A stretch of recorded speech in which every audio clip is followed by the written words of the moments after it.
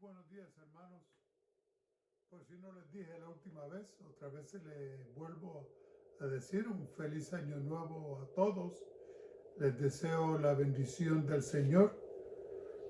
Ojalá este año nos pueda unir mucho más, nos pueda permitir que estemos reunidos en el templo como iglesia y como parte del pueblo de Dios.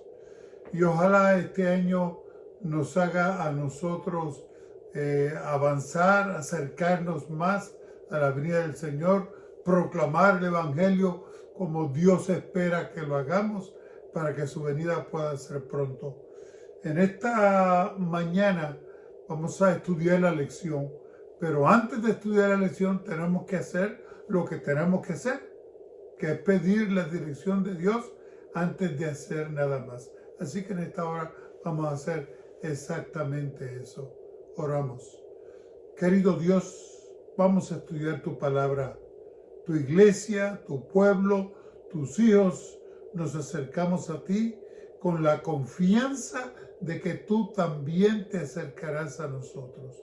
Hazlo, Señor, para gloria de tu obra, de tu causa, para gloria de Jesús, para el avance de tu iglesia local y todo tu pueblo, en el nombre de Jesús. Amén. Bien, la lección de esta semana, crisis de liderazgo. Crisis de liderazgo.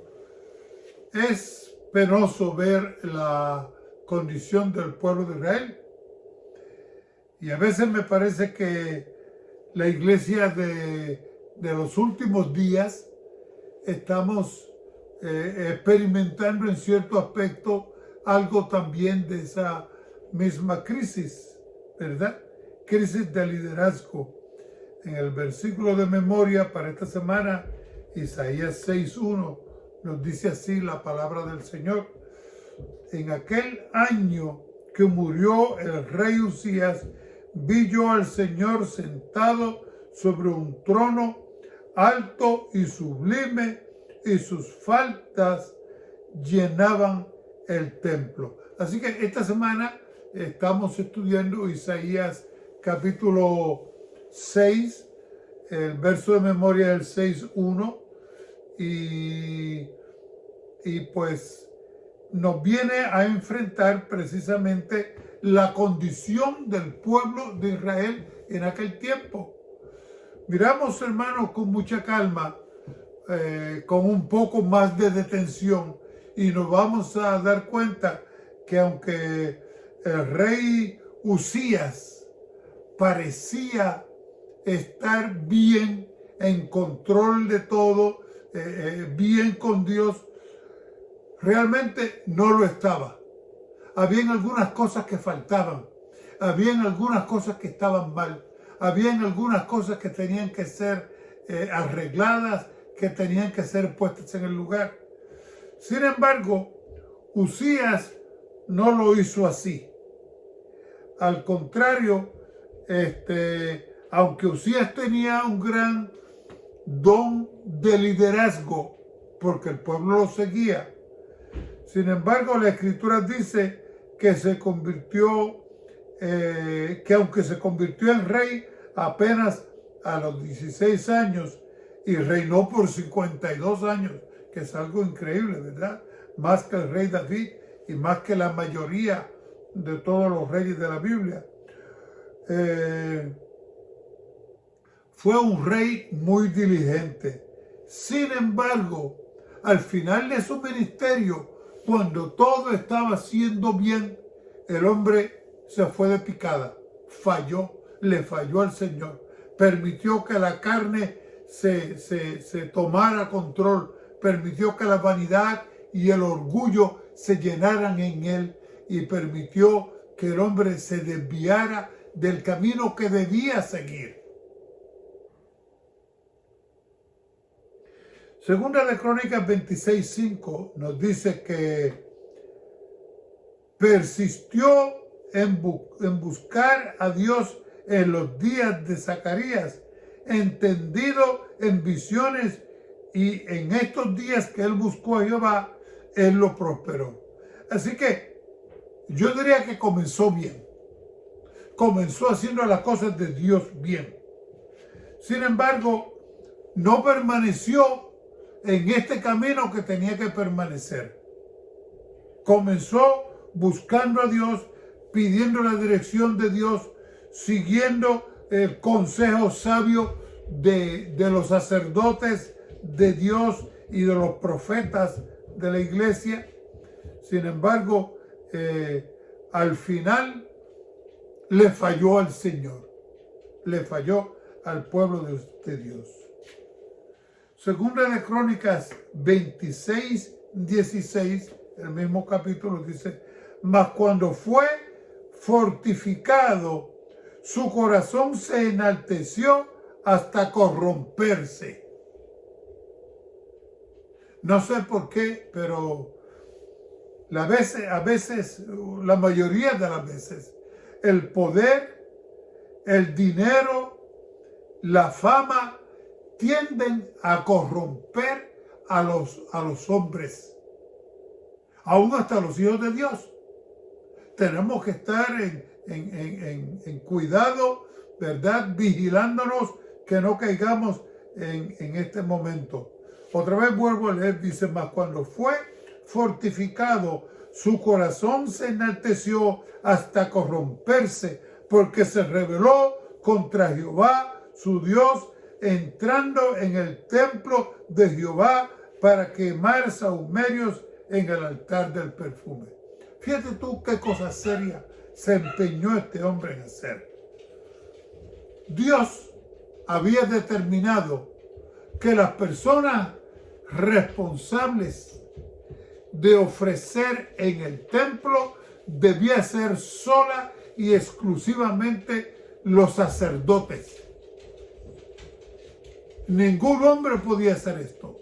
Esta tarea era exclusiva de ellos. Esta gente tenía que prepararse de tal manera que pudieran venir a oficiar y a presentar sacrificios y perfumes y demás ante el Señor.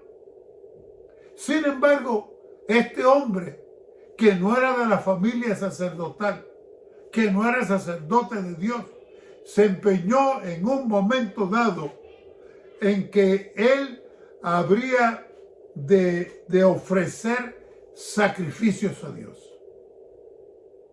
Se empeñó de esta tarea. Se le metió en la mente de que él podía hacer esto también, que él estaba capacitado para hacer esto también. Y hermanos, esto a veces sucede. En este caso sucedió en este hombre cuando se le fue a la cabeza el poder, la fama y la fortuna. Mire, yo siempre me acuerdo, mi hermano, uno de mis hermanos mayores, Joel, era un hombre bien talentoso en los deportes. Y entonces hubieron muchas veces cuando ganaba juegos bien críticos, en muchos de ellos le daba una blanqueada al enemigo que no lo podían anotar carreras, y el equipo de mi pueblo, el pueblo de Yauco, ganaba, y tú veías a la gente que venían y lo cogían y lo levantaban, lo cargaban al hombro, lo ponían su nombre por todas partes, y pues le estaban dando una fama y un reconocimiento increíble. Había veces le ponían dinero en los bolsillos, pero cantidades. No te creas que estoy hablando de 5 o 10 dólares. No, estoy hablando de mucha cantidad de dinero. Y cuando mami se enteró de esto, comenzó a llorar. Y yo no podía entender cómo era que mi mamá estuviera llorando porque mi hermano estuviera ganando y tuviera esa fama. En el momento yo no podía ver. Así que cuando llegamos a casa, le quise contar bien emocionada a mi mamá lo que mi hermano había hecho y cómo el pueblo lo estaba recibiendo como si él fuera el alcalde o el más famoso del pueblo. Y mi mamá me decía: Ay, hijo, es que tú no comprendes. La adulación lleva a los hombres a creerse que son más grandes de lo que son y apartarse de Dios. Y hermanos, esto fue precisamente lo que pasó con el rey Usías. Se creyó tan grande, se creyó tan especial, se creyó tan importante que dijo, no, yo también puedo ir al templo. Y los sacerdotes le dijeron, no lo hagas. Y él insistió en que lo iba a hacer. Y hermanos, esta terquedad de este rey le costó muy cara. Dice la palabra de Dios que el ángel del Señor lo castigó en esa hora con lepra. Y el resultado fue que tuvo que ser retirado de todo el pueblo, tuvo que ser alejado de su casa, mas nunca pudo volver ni a su casa ni al templo. Y ese murió leproso. Así que a mí me parece que hay mucho peligro cuando la adulación se la damos al hombre, cuando lo levantamos por encima de donde debe ser levantado, cuando en vez de darle la gloria a Dios, se la damos la gloria a los hombres. Dice Ezequiel 18:24. Yo quiero que este versículo, aunque no está en la lección, sí está en la palabra de Dios. Mas si el justo se apartare de su justicia y cometiera maldad e hiciera conforme a todas las abominaciones que el impío hizo, ¿vivirá él? Pregunta el profeta. Todas las justicias que hizo no vendrán en memoria por su rebelión con que prevaricó y por su pecado que cometió, por ello morirá. Por ello morirá. Así que está suficientemente claro que podemos hacer el bien toda la vida si al final nos apartamos del camino, si al final desobedecemos la palabra de Dios, hermanos, nadie nos podrá entonces salvar. Tenemos que mantenernos en el camino.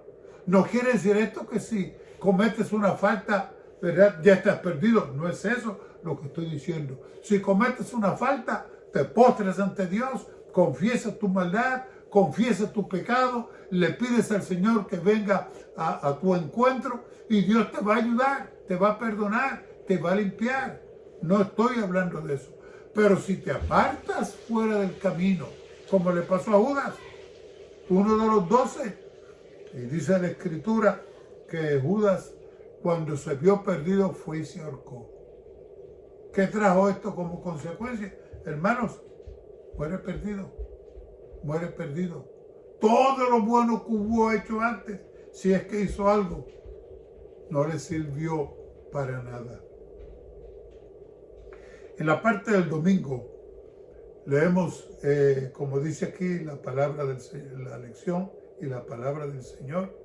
En el año que murió el rey Usías, vi yo al Señor sentado sobre un trono alto y sublime, y sus faltas henchían al templo. ¿Qué tiene que ver esta visión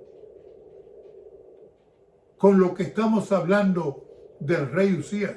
Bueno, te dije que el rey Usías empezó muy bien, pero al final se fue de picada, bajó, se olvidó del Señor, hizo lo que creía que debía hacer en su corazón. Y hermanos, un mal líder influencia al pueblo. Lo que hacemos como líderes, como representantes de Dios o del pueblo, se va a repercutir en el pueblo. Y la situación estaba tan mal que Isaías estaba bien preocupado y vino al templo buscando la presencia de Dios. Y esto fue precisamente poquito después de la muerte del rey de Israel. Y él comenzó a ver la crisis en el pueblo. Comenzó a ver, ¿verdad? La crisis de liderazgo que el pueblo estaba pasando. Comenzó a darse cuenta, esto está mal, algo hay que hacer aquí. Y entonces, mientras él está con esta preocupación por el pueblo, una preocupación genuina, mientras él está con esta preocupación por el pueblo, el Señor le dio una revelación, porque Dios no solamente quería darle a él una revelación, quería prepararlo porque él debía ponerse las botas, como así decimos, y levantarse y seguir adelante y darle un liderazgo definido, firme, sólido, dirigiendo al pueblo la palabra de Dios. Así que mientras había esa crisis en el pueblo de Israel, Dios llama a Isaías y estando el templo, en ese mismo momento, cuando estaba el pueblo en la peor crisis, el Señor aparece y le muestra a Isaías lo que éste debía recordar y saber. Mire, a veces, los otros días había un problema y había una señora que decía allí en la radio, en la televisión, ¿y dónde estaba Dios cuando mi hijo murió? ¿Dónde estaba Dios cuando más lo necesité? Y yo de acá quería contestar, Dios estaba en el mismo lugar donde estaba cuando nosotros le matamos a su hijo. ¿Y dónde estaba? En el templo de Dios. Estaba sentado en su templo. Un rey sentado sobre su trono es evidencia completa, hermanos, de un rey que está en control. Aunque a los ojos humanos nos parezca que Dios no está en control, aunque a nosotros nos parezca que el cielo se nos está cayendo arriba de nuestras cabezas, hermanos, Dios está en control. Un rey sentado sobre su trono es un rey que está en control de su gobierno. Un rey que no está en su trono, que anda huyendo, que anda por otros lugares, no es un rey en control. Pero Dios estaba sobre su trono. Déjame te leo otra vez de Isaías. Voy a leer de Isaías capítulo 6. En el año que murió el rey Usías, vi yo al Señor sentado sobre un trono alto y sublime, y sus faldas henchían el templo. Y encima de él estaban serafines, cada uno tenía 6 alas, con 2 cubrían su rostro, con 2 cubrían sus pies, con 2 volaban, y el uno al otro daba voces, diciendo, Santo, Santo, Jehová de los ejércitos, toda la tierra llena de su gloria. Y los quiciales de las puertas se estremecieron con la voz del que clamaba, y la casa se hinchió de humo. Y entonces dije, ay de mí que soy muerto, que siendo hombre de inmundos, de labios inmundos, y habitando en medio de pueblo que tiene labios inmundos, han visto mis ojos al Rey Jehová de los ejércitos. Así que la visión sigue, pero ya encontramos ahora a Isaías recibiendo visión, Dios dándole revelación para que se tranquilizara, para que aprendiera a confiar en Dios, sabiendo que Dios está en total control.